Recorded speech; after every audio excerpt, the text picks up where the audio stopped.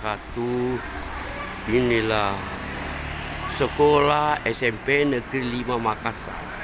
Letaknya di Jalan Sumba. Kita lihat memori gedung ini. Mari kita lihat secara bersama. Ini Jalan Sumba. Dulunya ini rumah-rumah orang-orang Tionghoa, sekarang sudah mapan. Ini ya.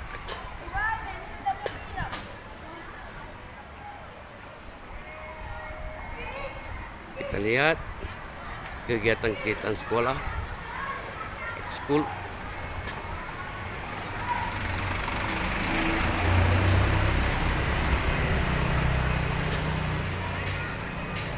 Inilah menampakkan bahwa aktivitas di SMP Negeri 5 luar biasa.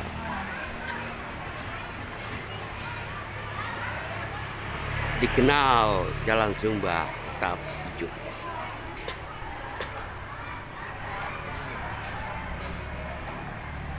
Nah, ini barangkali alumni melihat SMP Negeri 5 Makassar. Nah, kita masuk ke dalam. Ini masih suasana tempo dulu. Tempo dulu pintu yang didorong. Tempat parkir yang rapi. Ini beliau yang menguasai keamanan di SMP Negeri 5 Makassar. Motor, parkiran. Pak siapa, Pak? Pak Samida. Pak Samida. Masuk 2000. Kita masuk, kita lihat di sini. Nah, inilah sedikit dulu itu klasik. Nah, sudah berubah. Nah, ini. Nah, ini terkenal logo ini. Nah, piala-piala tempo dulu.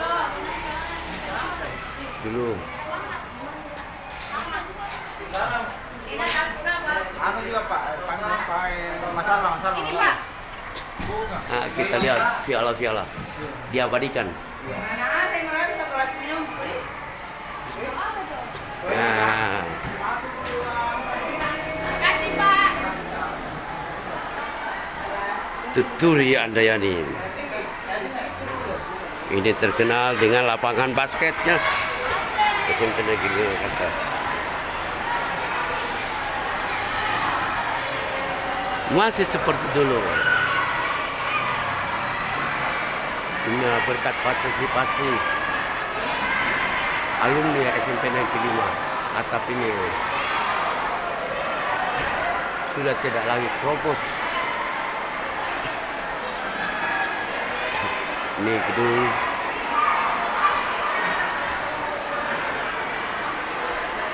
masih kita kenal.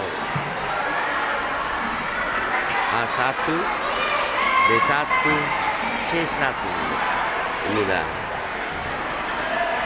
siapa alumni yang pernah sekolah di sini pasti melihat kerangka dan konstruksi bangunan. Ini tempat pentas.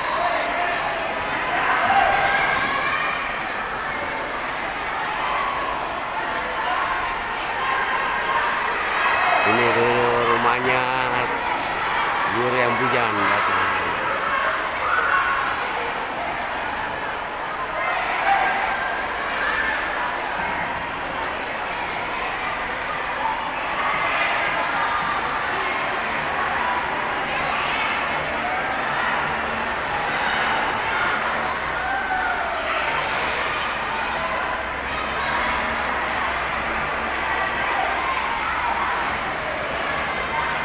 Ruangan kepala sekolah. Nah, ini tempo dulu ya.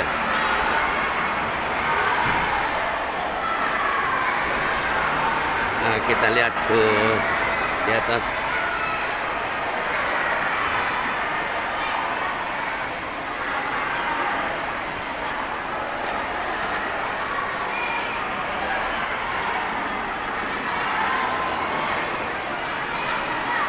Ini mutu perpustakaan.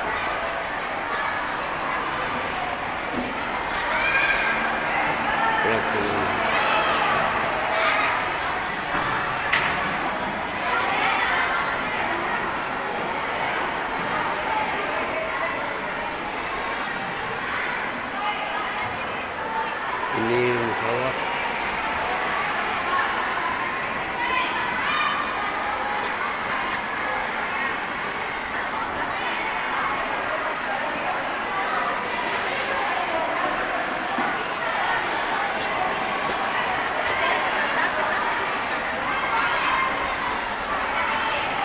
Nah, kita lihat dulu. Ini panggung, sekarang panggung serbaguna. Nah, assalamualaikum warahmatullahi wabarakatuh. Ini salam mereka.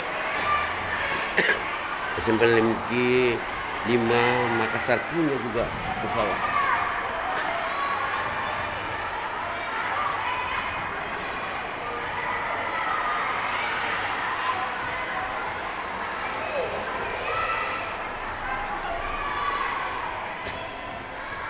Ngaruh banget sekeliling.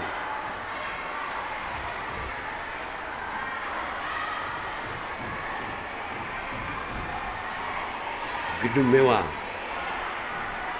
Musala SMP Negeri Makassar.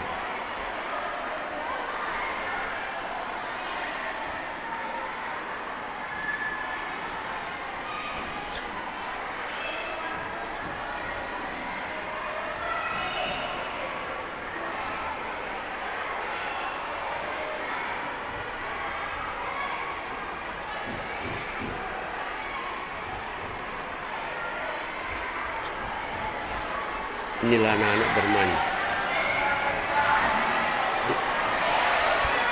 Demikian situasi bersih dari SMP Negeri 5 Makassar. Assalamualaikum warahmatullahi wabarakatuh. Assalamualaikum warahmatullahi wabarakatuh. Pagi ini saya berhadapan dengan Bapak Kepala Sekolah SMP Negeri 5 Makassar. Nama lengkapnya Pak? Firman SPD, MPD. Alhamdulillah Pak. Sejak tahun berapa Bapak diangkat Kepala Sekolah di SMP Negeri 5 Makassar ini? Saya definitif di SMP Negeri 5 Makassar itu kalau enggak salah di bulan Agustus tahun 2020. Alhamdulillah ya. Pada saat itu lagi-lagi pandemik ya, COVID ya. Ya. Tentu ada perubahan-perubahan menghadapi sistem itu Pak ya. Pak Firman selama 3 tahun kita lalui, tentu ada dinamika di SMP Negeri 5 ini. Tentu pertama adalah perekrutan dan meluluskan. Ada kesan kira-kira Pak Firman bagaimana penerimaan siswa baru tahun ini aja sih lah, kita ambil contoh. Kalau sekarang ini kan modelnya sistemnya itu sonasi. Oh begitu. Banyak sonasi sehingga hampir tidak bermasalah. Kenapa? Karena kalau kita mengatakan sonasi berarti siswa yang berdekatan pada sekolah yang terkait. Iya. Nah, di samping ada juga non sonasi yang meliputi ada prestasi. Di prestasi itu diterbagi lagi, ada prestasi akademik, ada prestasi lomba. Begitu Pak. Dan di sana di non sonasi juga difasilitasi masyarakat yang berpenghasilan menengah ke bawah, dan istilahnya masyarakat yang memiliki kartu KIS atau ya, kata seperti itu dari situ. Di samping itu ya ada juga perpindahan orang tua, sehingga di penerimaan PPDB atau siswa baru itu hampir tidak ada masalah. Tidak ada masalah. Cuma persoalannya membeludak ya, tidak juga. Sebenarnya kalau dibilang membeludak. Cuma kan di pendaftaran itu pada saat calon siswa mendaftar itu pilihannya sampai 3 sekolah. Oh ada 3. Dan 3 sekolah. Sehingga kalaupun pilihan pertamanya SMP 5 ataupun pilihan keduanya SMP Negeri 5, ya kalau dia menjadi pilihan pertama, misalnya dia tidak lulus di SMP Negeri 5, bisa jadi dia lolos di pilihan kedua atau pilihan ketiga. Ya seperti itu Pak. Terus ini Pak ya Tabe, sekarang kah ada yang masyarakat apa sih itu kurikulum merdeka dan sekolah penggerak, tentu Bapak bisa memberikan penjelasan ya. Sekolah Merdeka dan sekolah penggerak, bagaimana kurikulum Merdeka dan sekolah penggerak. Jadi sekolah penggerak, sekolah penggerak itu adalah pilot project dari Kementerian Pendidikan yang tahun ini sudah tahun ketiga, di mana sekolah penggerak itu seleksinya itu langsung dari kementerian dan memiliki beberapa tahap, dan setelah tahap-tahap itu dilewati sehingga kementerian menetapkan sekolah mana saja yang menjadi pilot project menjadi sekolah penggerak. Nah, dan tahun ini adalah tahun ketiga. SMP Negeri 5 itu masuk sebagai sekolah penggerak di tahun kedua, sehingga tahun ini SMP 5 itu yang menggunakan dalam tanda kutip sekolah penggerak, karena sekolah penggerak itu kan menggunakan kurikulum Merdeka. Betul.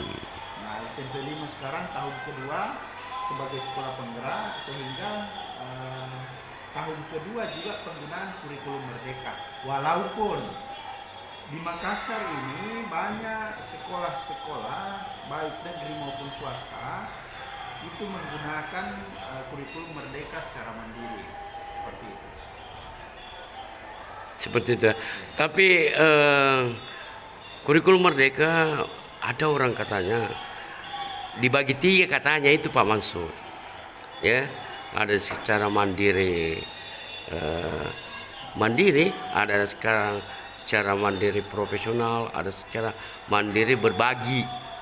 Ya. Kalau di SMP 5 ini masih mandiri aja silakan. Di SMP 5 ini wajib hukumnya menggunakan kurikulum Merdeka untuk kelas 7 dan kelas 8. Karena SMP 5 adalah salah satu yang menjadi pilot project penggunaan kurikulum Merdeka yang ditunjuk sama pemerintah sebagai sekolah penggerak. Nah, terkait dengan yang Bapak tadi sampaikan di awal yang 3 poin, itu digunakan oleh sekolah non sekolah penggerak.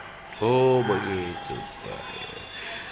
Tapi sedikit ada yang menarik Pak ya. Banyak kegiatan di sekolah, banyak aktivitas di sekolah, tentu sangat mendukung, sangat baik. Cuma apakah cuma ada bos saja dananya sekolah atau ada sumber-sumber lain? Secara umum sumber dana sekolah itu hanya satu, hanya biaya operasional sekolah atau dana bos.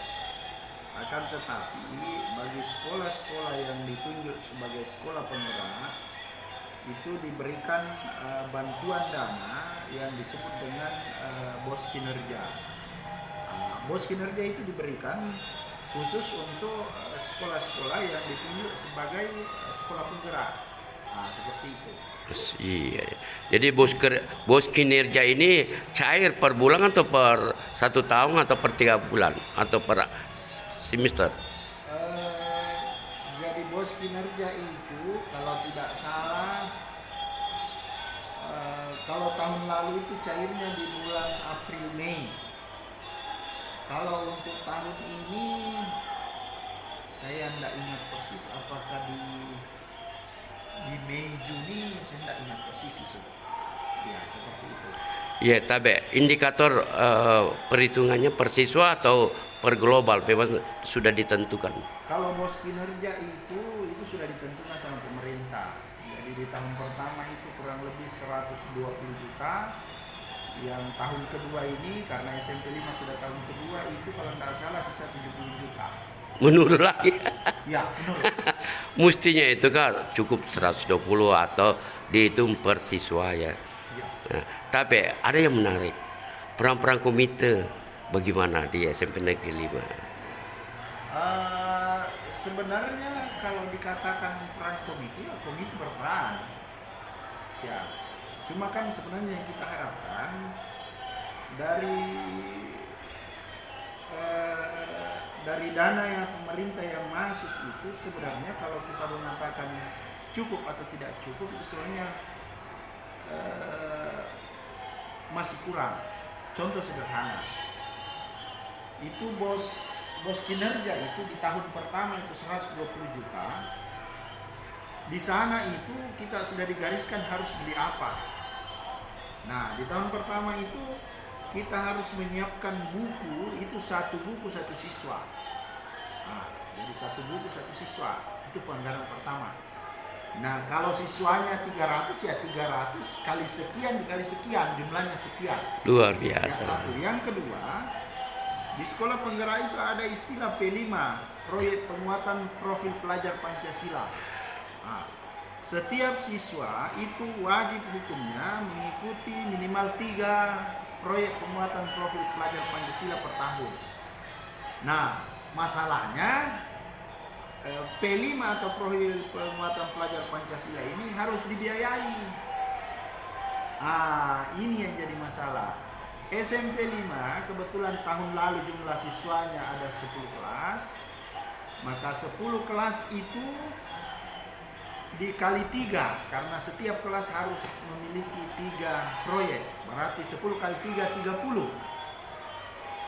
Dana yang kami anggarkan untuk proyek P5 tahun lalu 1,5. Sehingga kalau dikali 1,5 kali 30 totalnya 45. Itu tahun lalu. Nah, selesai tahun lalu aman. Sekarang tahun ini jumlah dana bos kinerja sisa 70. Minus 60.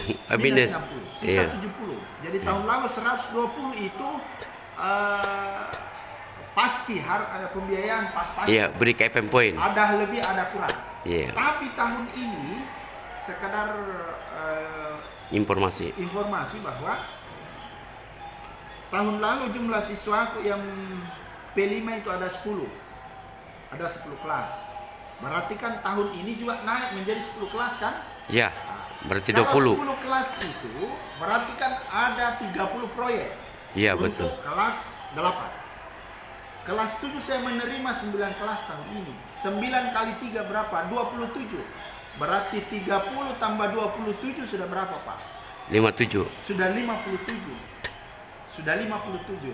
Taruhlah saya kurangi 19-nya, jadi kasih hilang 17-nya. Berarti 40. Saya anggarkan saja, kalau tahun lalu anggaran P5 itu 1,5, kalau sekarang 1 juta itu berarti kan sudah keluar 40. Padahal anggaran itu sisa 70. Sementara pembelian buku, satu buku satu anak itu biayanya kurang lebih 60. Berarti kan tak keluar. Minus 20.000. Minus. Sehingga proyek P5 itu saya hanya anggarkan bisanya 500.000. Itu Pak, 500.000. Itu pun masih tidak mencukupi karena buku yang kami belanja itu sesuai dengan buku wajib untuk kurikulum Merdeka kurang lebih 50 jutaan. Sehingga tersisa ya kurang lebih 70. tidak sampai, bukan 50, 63 itu harga buku. Jadi lebihnya itu sisa 6 juta. Itulah yang kami pakai dana proyek yang tadinya proyeknya ada 40, kalau dikali 500 tidak sampai. Ya. Tapi Pak, indikator untuk mencapai tujuannya itu bagaimana? Bebannya Bapak tinggi sekali kan? Ya, indikatornya Pak, kalau sebenarnya saya tidak mengatakan indikator. Iya, ya. Capaian tujuan. Pertanyaan mendasar itu karena tahun lalu itu anggarannya 1,5, tahun ini sisa 500. Pertanyaan yang bagus itu dari mana Menutupi. mengambilkan atau menutupi dana yang tadinya 1,5 hanya 500. Iya, yang 1 juta itu ya? Iya. Ya, betul. Caranya itu kami memanggil diskusi dengan orang tua. Jadi istilahnya kami berbagi dengan orang tua. Kenapa berbagi dengan orang tua? Karena ini anak-anak yang masuk di sini dia harus mengikuti P5. P5 itu Pak, sekedar informasi adalah ajang untuk siswa meningkatkan kompetensinya atau skillnya dalam mengelola lingkungannya di mana dia berada. Karena intinya itu P5 mengajak siswa mencarikan solusi di lingkungan mana dia berada. Contoh, Iya. di SMP Negeri 5 itu luas lokasi itu hanya kurang lebih 3.500 meter. Sehingga yang menjadi permasalahan di sini, permasalahan besar adalah sampah. Nah, salah satu caranya adalah lewat P5. Sampah-sampah yang dihasilkan oleh siswa, khususnya sampah kertas dan plastik, itu dibuat dalam bentuk proyek P5. Ada yang membuat kursi dan meja yang sebagaimana yang Bapak duduki itu adalah hasil karya siswa yang terbuat dari sampah. Nah, itu intinya P5, Pak. Nah, terkait dengan penganggarannya ini siswa yang ikut P5 itu ada istilah outing kelas. Paling tidak outing kelasnya orang tua nyiapkan konsumsinya, atau orang tua langsung mengantar anaknya ke tempat outing kelas dan dijemput juga di sana.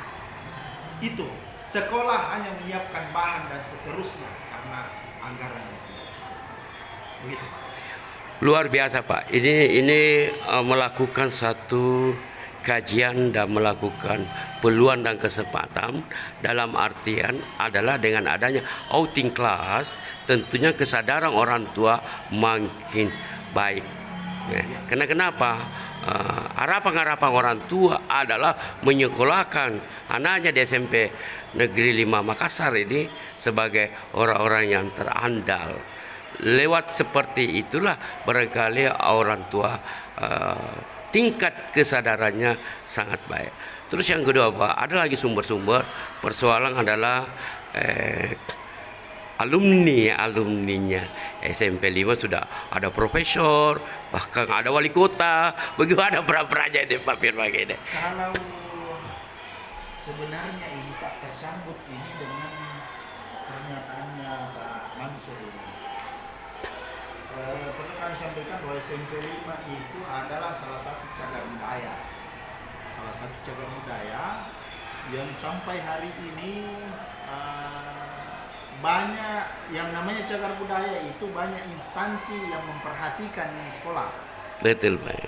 Yang pertama, dia itu diperhatikan oleh Dinas Kebudayaan. Itu secara pemerintah kota. Kemudian dia diperhatikan oleh cagar budaya. Dan yang paling terakhir diperhatikan oleh Dinas Pendidikan sebagai induk organisasi dari SMP 5. Nah, sayangnya permasalahan yang terjadi di SMP 5